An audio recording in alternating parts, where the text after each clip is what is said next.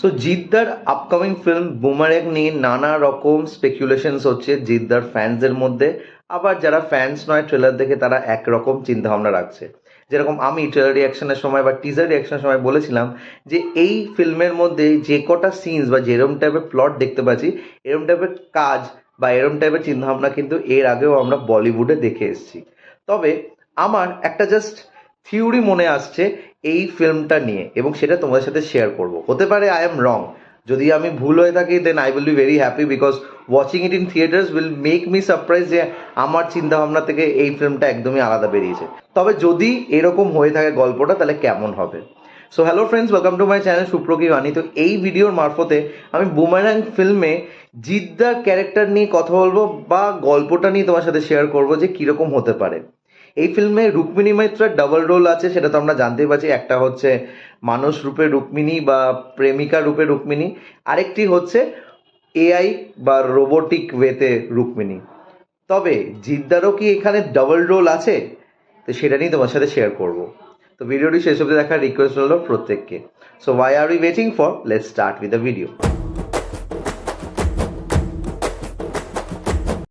দেখো, ট্রেলার থেকে তো এটা পুরোপুরি এভিডেন্ট যে জিদ্দার চরিত্রটি হচ্ছে একজন সায়েন্টিস্টের যে নানা রকম রিসার্চ সম্বন্ধ কাজের সাথে যুক্ত আছে, এবং তার একটা রিসার্চ সেটা হচ্ছে হিউম্যানয়েড বা এআই ইন্টেলিজেন্স রোবটকে ঘিরে, যেটার পুরোপুরি রেপ্লিকা হচ্ছে তার প্রেমিকাকে কেন্দ্র করে, যার নাম দেওয়া হয়েছে নিশা।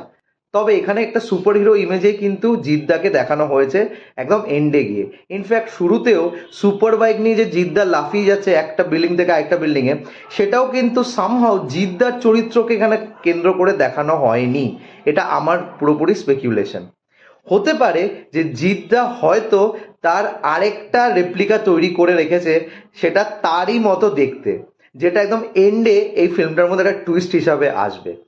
বিকজ লাস্টে তোমরা দেখবে বলে ট্রেলারের মধ্যে যে এ তো পুরো সুপার হিরোর মতো, এবং সেখানে জিদ্দার যে পুরোপুরি আফতারটা সেটা কিন্তু একটা নর্মাল জিদ্দা যে সায়েন্টিস্ট, সে কিন্তু ওরকম টাইপের পোশাক নিয়ে আসতে পারে না। এটা পুরোপুরি আমার একটা চিন্তা ভাবনা।